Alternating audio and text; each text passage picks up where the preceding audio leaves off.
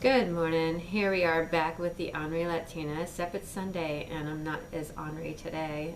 So I thought I would come and do a little segment on leadership.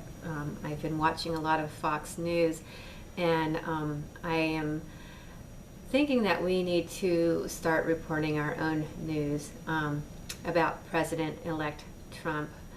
I think that it really is sad when we only have one station that tells the truth, and even that one station kind of like doesn't get it right. So I'm really about getting everything right. And one of the things that really resonates with me with leadership is being truthful. And so I have issues when I'm watching news and I'm seeing people undermine our president to be, and he's not even president yet. And we didn't have that with Barack Obama, not so much. We had this everybody rallying around Barry.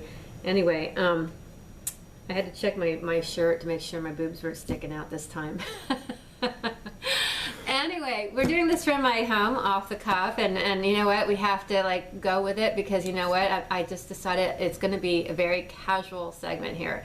I want to talk about leadership because my dad was in the military, and one of the things about leadership that he emphasized was competency, having confident people, having confident media reporters, not just idiots that are reading off teleprompters, but people that absolutely know what the fuck they're talking about. And nothing drives me more crazy than people that don't. And I'm so glad they got that Megan OBGYN. I can't believe she spells her name like that. Now, who spells their name like that? Anyway, Megan, you don't even spell your name right. You don't even get things right. And she wasn't a really big supporter of Mr. Trump. And I got really tired of listening to her.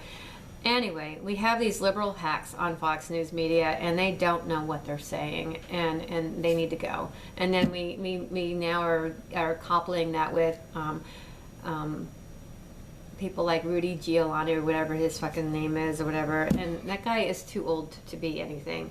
I know he wants to be Secretary of State, but he's just way too old. You know, I think that he even like last time I met him, he was so rude to me. He didn't shake my hand, you guys. And that's not why I'm dissing Rudy. Rudy, you did a great job in New York and stuff like that, but your bedside manner is that of a piranha. I mean, like literally, I could not imagine him taking care of world affairs because he could barely take care of his own backyard, you know, and he has the social graces of like a peanut.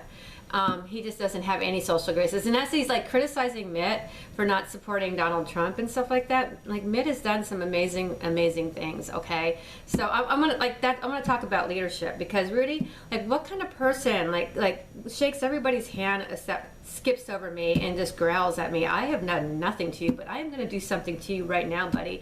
I'm going to let you know that Mitt shook my hand. He shook my hand. And you know what? I worked his campaign, and that man shook my hand. And you know what? I stood there and I waited and I waited and I waited while you spoke to the media in a little room the whole entire time instead of taking care of business and talking to the people there. And I know you were in a hurry to get on your plane, but you should have timed it better.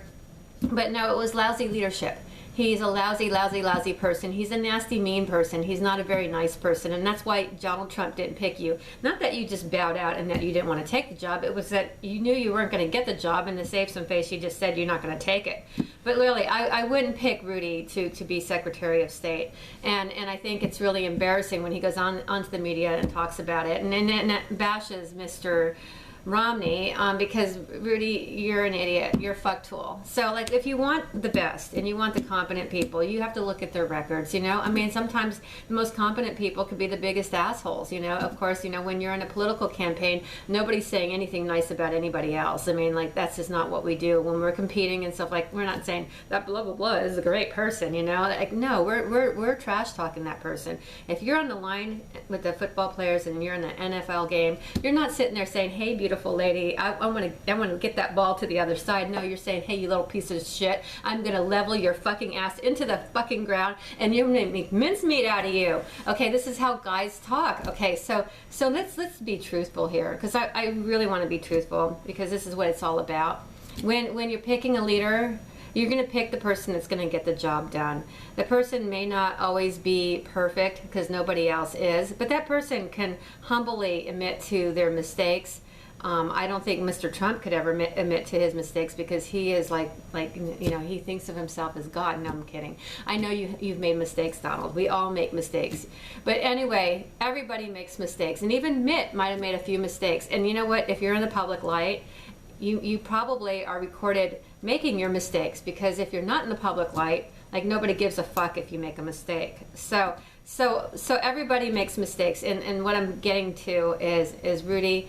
When you're sitting there bashing somebody else for doing what you were doing, it makes you look like a fuck tool. That's all I'm saying. All right, the end. Happy Sunday.